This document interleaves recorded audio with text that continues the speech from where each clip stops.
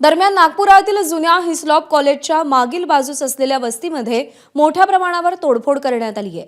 काही वाहनांची जाळपोळ देखील करण्यात आली। तिथे काही आयडी कार्ड्स हाती लागलेत। आजूबाजूच्या परिसरातून आलेल्या तरुणांचे हे आयडी कार्ड्स असल्याचा स्थानिकांचा दावा आहे।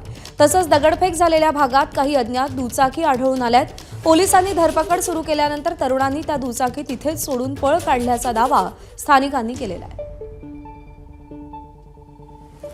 नागपुरात चिटणीस पार्क आणि जवळपासच्या भागांमध्ये दंगल झाली आणि भालदारपुरा परिसरामध्ये त्याची तीव्रता होतीच। मात्र आजूबाजूचा जो परिसर आहे हा जुना हिस्लॉप कॉलेजच्या मागचा भाग आहे आणि त्या ठिकाणी ही जी कार आहे, खरं पाहिलं तर जो संपूर्ण दंगल झालेला भाग आहे त्याच्या बाहेरचा हा संपूर्ण भाग आहे। तरी इथे काही तरुण जे आहेत, जे माथे फिरू आहेत, ते शिरले होते आणि त्यांनी निर्दोष नागरिक जे आहेत त्यांच्या गाड्या जाळलेल्या। ही कुणाची गाडी आहे?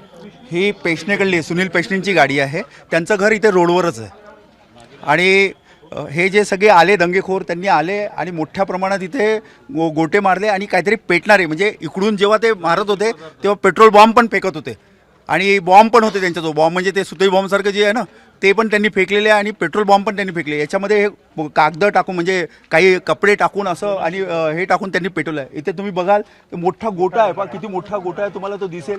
तुम्हाला तो किती मोठा गोटा त्यांनी त्याच्यामध्ये उचलून तो टाकलेला आहे अंदर। खरं पाहिलं तर या संपूर्ण भागामध्ये दंगलीचा काही संबंध नव्हता, तरी इथे येऊन नुकसान करण्यात आलं नागरिकांचं नाहक। हो, नाहक नुकसान करण्यात आलं आणि जाणून बुजून करण्यात आलं। काही हे आय कार्ड्स या ठिकाणी मिळालेले आहे। हे जे तरुण जे आहेत हे या जवळपासच्या भागातले की बाहेरचे तरुण आलेले दिसत आहेत? बाहेरचे तरुण आलेले दिसत आहे, कारण हे सापडलेले आहे कागद आता पडलेले याच्यामध्ये, पळताना त्यांचे पडलेले आहे पॉकेट। या आजूबाजूच्या भागातले तरुण या ठिकाणी आले होते हे घडवण्यासाठी? हो बिलकुल, बाहेरचे सगळे जे पोरं आहे, या भागात राहणारे काही मुलं आणि बाहेरून आलेले, या सगळ्यांनी केलेला। कारण माप इतक्या मोठ्या प्रचंड प्रमाणात होता की त्यांना थोपवणं कठीणच होतं, कारण पोलिसही प्रयत्न करत होते पण पोलिसांचे प्रयत्न पण अपयशी झाले। आम्ही लोक पण मोठ्या संख्येने होतो पण आम्ही पण अपयशी झालं, कारण आम्ही जेवढं होतं त्याच्या 5 पट ते लोक असल्यामुळे या सगळा प्रकार घडलेला। या आजूबाजूच्या वस्त्यांशिवाय नागपूरचे काही जे अंतरावरचे ठिकाण आहेत तिथले तरुण या ठिकाणी आले होते का आणि त्यामागे नियोजन होता का,